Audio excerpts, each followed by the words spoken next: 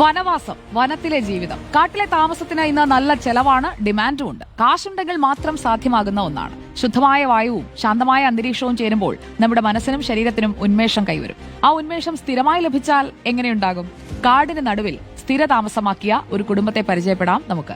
റോഡില്ല, വൈദ്യുതിയില്ല, ആധുനിക സൗകര്യങ്ങൾ ഒന്നുമില്ല. പ്രകൃതിയോടിണങ്ങി പ്രകൃതിയെ ആശ്രയിച്ച് ജീവിക്കുന്ന കുടുംബം. സുഖം, സ്വസ്ഥം.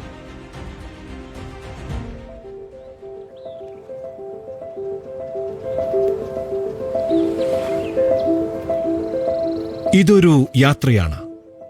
കാടിനുള്ളിലെ ഒരു കർഷകനെ തേടിയുള്ള യാത്ര. കാസർഗോഡ് ജില്ലയിലെ പ്ലാച്ചിക്കര വനമേഖലയിലെ ഒത്ത നടുഭാഗത്തായി സ്ഥിതി ചെയ്യുന്ന പ്രദേശം. പാരമ്പര്യമായി കിട്ടിയ വനത്തിനുള്ളിലെ ഭൂമിയിൽ കൃഷി ചെയ്ത് ജീവിക്കുന്ന ഒരു കുടുംബം. അയൽവാസികൾ വന്യമൃഗങ്ങൾ. അവർ പരസ്പരം വിത്ത് വിതച്ച് വിളവ് പങ്കുവെച്ചെടുത്ത് പ്രകൃതിയെ അറിഞ്ഞു ജീവിക്കുന്ന കഥ. നമുക്ക് വേണ്ട പച്ചക്കറിയെല്ലാം നമ്മ തന്നെ കൃഷി ചെയ്തിട്ട് ഉണ്ടാക്കുന്നുണ്ട്. പിന്നെ അയൽവാസികളൊന്നും ഇല്ലാത്ത പ്രശ്നമില്ലോ, അല്ലാണ്ട് ജീവിക്കാനെല്ലാം നല്ല സുഖമാണ്. പിന്നെ എത്ര ആൾ അമ്മ ഉണ്ടായിരുന്നു കൂടുതൽ. ഇപ്പൊ അമ്മയില്ല, ഞങ്ങൾ രണ്ടാളും മാത്രമായി.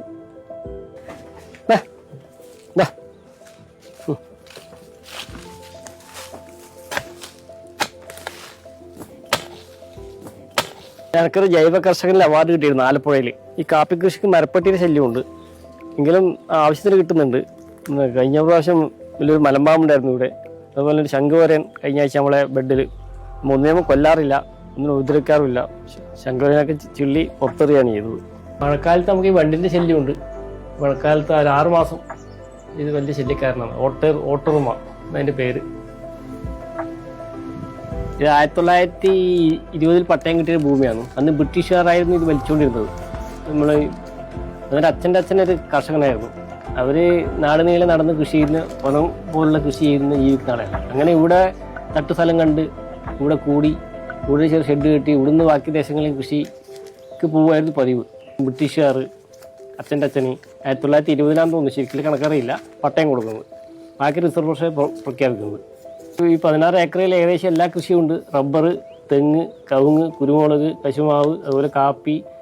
നമുക്ക് വലിയ പച്ചക്കറി നടാനുള്ള സ്ഥലങ്ങൾ വേറെയുണ്ട്. ഇത് ഞാനും ഭാര്യയായിട്ടാണ് നോക്കി നടന്നത്. ഇത് കുടുംബത്താണെങ്കിലും കൈകാര്യം ചെയ്യുന്നത് നമ്മളാണ്. പിന്നെ പശു വളർത്തലുണ്ട്.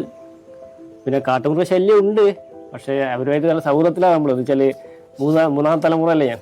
അന്നും കണ്ടും കേട്ടും മൃഗങ്ങൾ നമ്മളും കണ്ടും നമ്മൾ മൃഗത്തെയും കണ്ടും വളരെ സൗഹൃദത്തിലാണ് പോകുന്നത്. നമ്മൾ അവരെ ദ്രോഹിക്കാറില്ല. അവർക്ക് വീണത് അവരിൽ നിന്ന് കൊണ്ടുപോകും. വലിയ സങ്കടമുണ്ടെങ്കിലും ഒരു വിഷമം മാറ്റാൻ വേണ്ടിയിട്ടല്ലേ.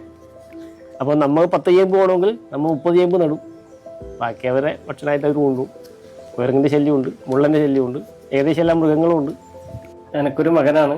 അവൻ BSc ആനിമേഷനായിരുന്നു പഠിച്ചത്. ഇപ്പോൾ വിദേശത്താണുള്ളത്.